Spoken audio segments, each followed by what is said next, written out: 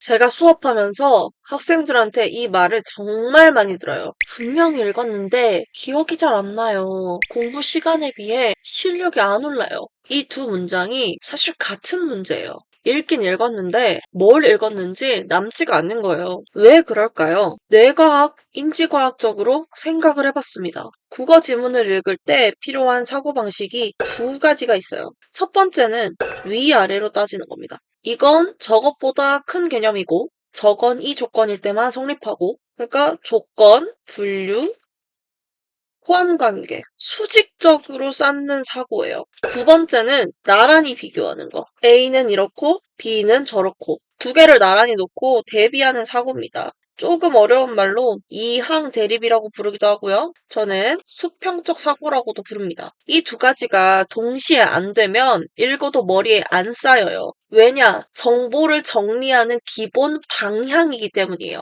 이런 생각을 하지 않으면 시간을 쏟아도 실력이 안 오릅니다. 생각하는 방식이 나아지질 않으니까 국어 실력이 안 오르는 겁니다. 근데 이 수직적, 수평적 사고방식은 사실 문장 안에 다 녹아 있어요. 그런데 문장을 읽고 우리가 이런 생각을 해주기가 어렵습니다. 학생들이 많이 어려워하는 23학년도 국평 유류분권에 대한 지문이 있어요. 이 지문의 3문단에 만약 무상처분된 재산이 돈이 아니라 물건이나 주식처럼 돈 이외의 재산이라면 처분된 재산 자체가 반환 대상이 되는 것이 원칙이다 라는 말이 있어요. 돈이 아니라 돈 이외의 재산이다. 자, 그러면 돈과 돈 아닐 때로 나뉩니다. 그리고 돈이 아닐 때는 자체 반환이 원칙이래요. 다만 그 재산 자체를 반환하는 것이 불가능한 때에는 무상취득자는 돈으로 반환해야 한다. 또한 재산 자체의 반환이 가능해도 합의에 의해 돈으로 반환될 수 있다.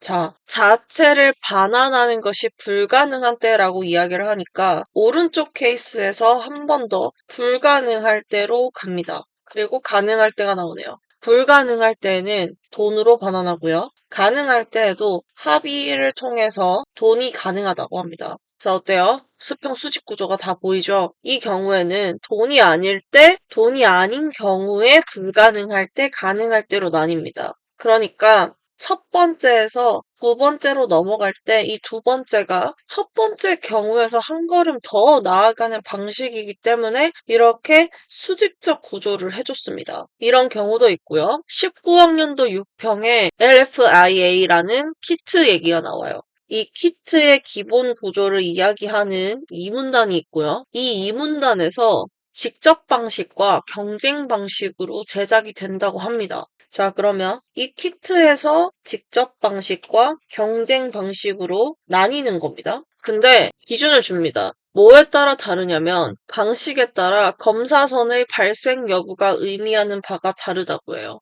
그럼 생각해야겠죠? 검사선 발색 여부 의미가 다르다. 자, 근데 그 다음에 이어지는 문장이 직접 방식에서 복합체에 포함된 특정 물질은 항체다라고 얘기해요. 특정 물질에 대해서 얘는 항체입니다. 자, 키트라는 것에서 수직적으로 내려왔지만 직접과 경쟁은요, 수평적 관계에서 또다시 비교를 해주고 있어요. 그렇다면 특정 물질이라는 거에서 직접 방식이 항체라면 경쟁 방식은 어떤 걸까? 아, 목표 성분 자체라는 말이 뒤에 나옵니다. 그 다음에 검사선의 발색 여부에 대해서도 직접 방식의 경우에는요, 목표 성분이 있다면 발색합니다. 경쟁 방식의 경우에는요, 목표 성분이 있을 때 발색하지 않습니다. 이런 식으로 수직적 구조와 수평적 구조를 모두 생각해야 한다는 거예요. 이런 생각 처리가 자연스러워질수록 훨씬 더 간단하게 할 수 있습니다. 왜 간단해지냐면 이 키트라는 걸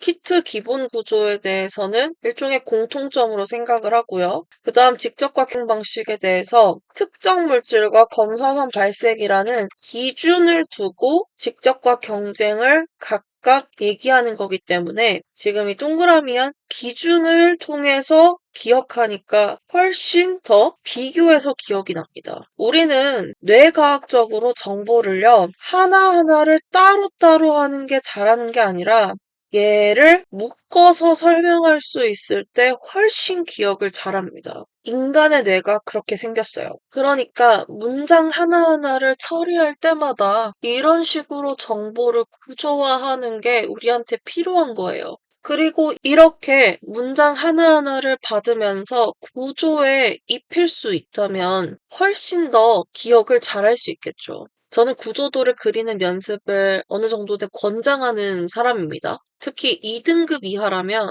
상당히 권장을 해요. 왜냐면 우리 뇌가 글자보다 그림을 훨씬 잘 처리하거든요. 읽은 내용을 눈에 보이게 만드는 순간 머리에 훨씬 더 잘 들어옵니다. 분명히 읽었는데 기억이 안 난다는 말이 사라지는 게 여기서부터예요. 우리가 정보를 처리하는 방식 자체를 시각적으로 내 뇌에 넣을 수 있을 때까지 정보를 처리하는 방식 자체가 이렇게 시각적으로 될 수 있을 때까지 구조도 그리는 연습을 해보는 게 큰 도움이 됩니다. 근데 여기서 학생들이 정말 자주 실수하는 문제가 있어요. 이러한 방식을 쓰다가 안 쓰다가 하면 아무 소용이 없습니다. 아니 여러분, 우리가 운동을 할 때 어떤 자세를 연습한다고 하면 계속 꾸준히 그 자세를 연습해 줘야 잘하게 됩니다. 그런데 조금 했다고 이거는 나 이제 아니까 안 해도 되겠지. 이렇게 해버리면 그 순간이 틀리는 지점이에요. 원칙은 모든 문장에 끝까지 써야 원칙입니다. 정말 많은 학생들이 원칙을 우습게 보고 기본을 우습게 보는 순간들이 있어요.